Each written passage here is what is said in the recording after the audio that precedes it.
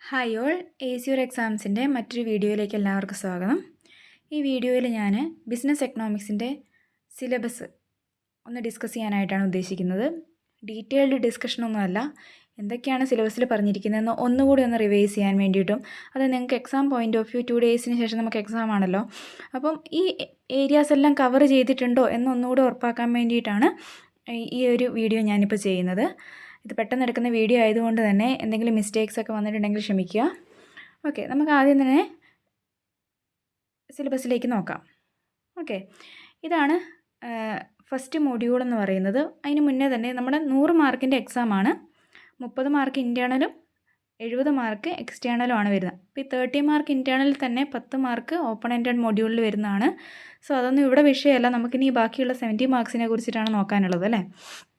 അപ്പോൾ ഈ 70 മാർക്സ് എങ്ങനെയാണ് അപ്പോർഷൻ ചെയ്ത് കൊടുത്തിരിക്കുന്നതെന്ന് നോക്കാം. 4 മൊഡ്യൂളാണുള്ളത് സിലബസിൽ. അപ്പോൾ ഈ 4 മൊഡ്യൂളിലേക്കായിട്ട് ഈ 70 മാർക്സ് എങ്ങനെയൊക്കെയാണ് അപ്പോർഷൻ ചെയ്തതെന്ന് നോക്കാം. സോ ഫസ്റ്റ് മൊഡ്യൂളാണ് ബിസിനസ് എക്കണോമിക്സ് ആൻഡ് മാർക്കറ്റ്സ് എന്ന് പറയുന്ന മൊഡ്യൂള്. ഇതിൽ 16 മാർക്കാണ് ഇതിൽ നിന്ന് എക്സ്റ്റേണൽ ക്വസ്റ്റ്യൻസ് ചോദിക്കുക. 16 മാർക്കിൻ്റെ ക്വസ്റ്റ്യൻസ് ഉണ്ടാവും. അതിൽ എന്താണ് ബിസിനസ് എക്കണോമിക്സ്, എന്താണ് meaning, nature, importance,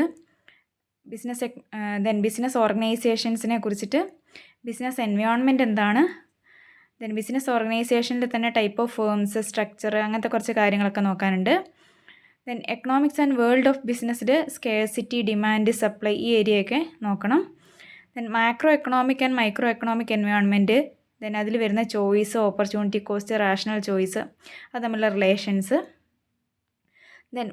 competitive market എന്താണ്, അതിൻ്റെ വർക്കിംഗ് എങ്ങനെയാണ്. Price mechanism of demand and supply, ഡിമാൻഡിൻ്റെയും സപ്ലൈയുടെയും ഡിറ്റർമിനൻസ്, മൂവ്മെൻറ്റ് ആൻഡ് ചേഞ്ചസ്, ഇതൊക്കെ ഇമ്പോർട്ടൻ്റ് ആയിട്ട് നോക്കി വെക്കുക. Price and output determination, equilibrium എങ്ങനെയാണ് വരുന്നത്, ന്യൂ ഇക്വിലിബ്രിയം എങ്ങനെയാണ് വരുന്നത്, ഈ കാര്യങ്ങളൊക്കെ നോക്കുക. ഇതൊരു 16 മാർക്കിൻ്റെ ഈ ഫസ്റ്റ് മൊഡ്യൂളിൽ നമുക്ക് ക്വസ്റ്റ്യൻസ് പ്രതീക്ഷിക്കാം. Second module background to demand and supply എന്ന് പറഞ്ഞ മൊഡ്യൂളാണ്. ഇതിൽ നമ്മൾ കുറച്ച് തിയറീസും ലോസും അതുപോലെ തന്നെ കുറച്ച് ഡയഗ്രാംസും ഒക്കെ വെച്ചിട്ട് പഠിക്കുന്ന ഒരു ഏരിയ ആണ്. അതിൽ ഡിമാൻഡിൻ്റെ ക്യാരക്ടറിസ്റ്റിക്സ്, അങ്ങനത്തെ കാര്യങ്ങളൊക്കെ ആദ്യം നോക്കുക. മാർജിനൽ യൂട്ടിലിറ്റി തിയറി, അതുപോലെ തന്നെ ഡിമാൻഡ് ഫോർകാസ്റ്റിങ്ങും ഡിമാൻഡ് എസ്റ്റിമേഷനും, cost and production, short run cost, long run cost, revenue concepts, price and revenue relations, profit maximization, ഈ ഏരിയയൊക്കെ ആണ് സെക്കൻഡ് മൊഡ്യൂളിൽ വരുന്നത്. ആൻഡ് ഈ മൊഡ്യൂളിൽ 18 മാർക്കാണ് എക്സാം പോയിൻ്റ് ഓഫ് വ്യൂ ഉണ്ടാവുക.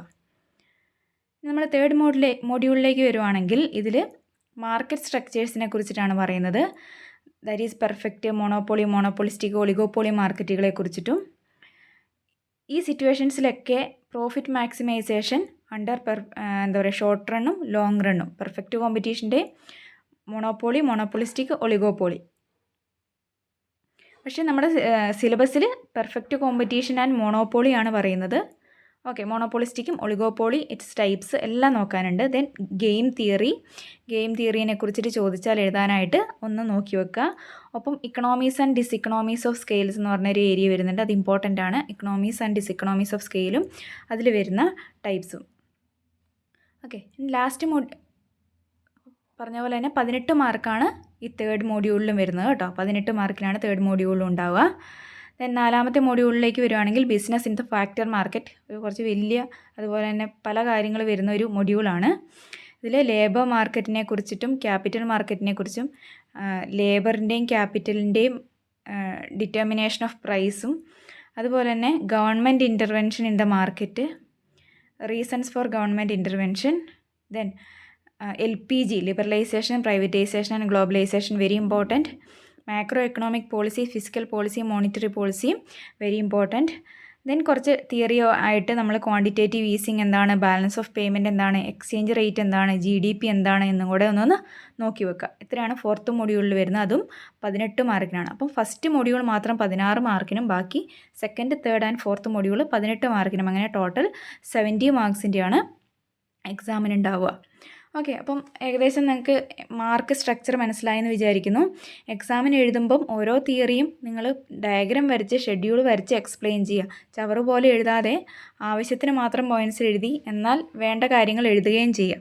ഓക്കെ, അപ്പോൾ എല്ലാവർക്കും all the best. Thank you.